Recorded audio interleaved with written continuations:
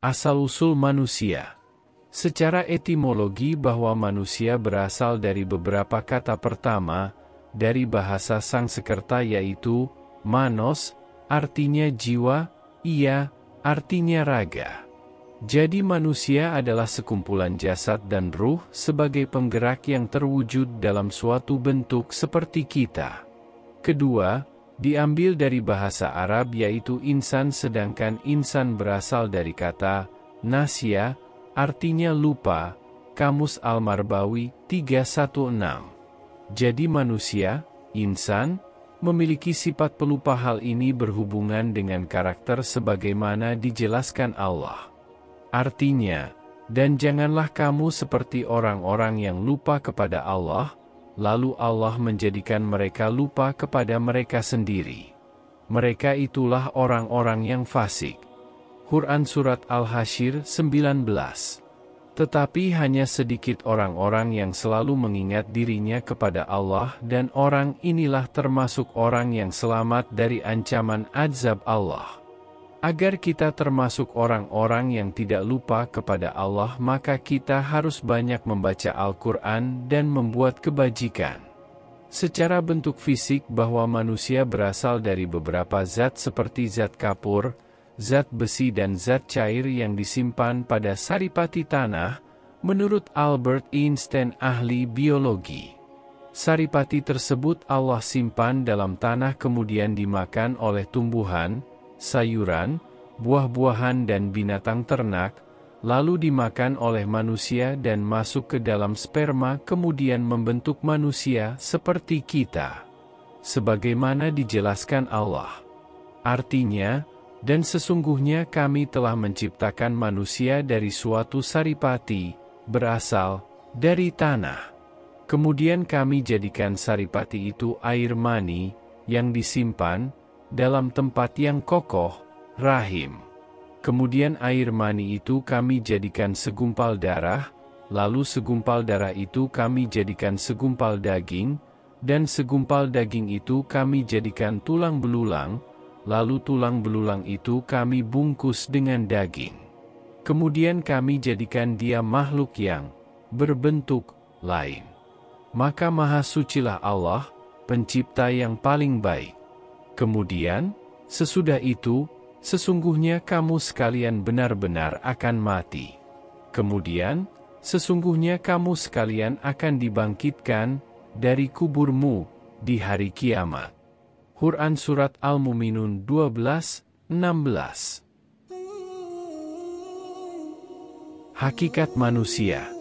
Manusia adalah makhluk Allah Subhanahu wa Ta'ala yang diciptakan setelah jin. Hakikat manusia adalah suatu makhluk yang diberi amanat oleh Allah untuk bertanggung jawab mengelola terhadap alam semesta agar menjadi makmur dan bermanfaat bagi makhluk lainnya seperti binatang dan tumbuhan. Manusia telah berani mengambil amanat dari Allah sehingga mengalahkan makhluk lain atau manusia telah merebut amanat Allah setelah Allah menawarkan bumi ini kepada makhluk lain. Sebagaimana firman Allah. Artinya, sesungguhnya kami telah mengemukakan amanat, tugas keagamaan, kepada langit, bumi dan gunung-gunung, maka semuanya enggan untuk memikul amanat itu dan mereka khawatir akan mengkhianatinya, dan dipikul amanat itu oleh manusia.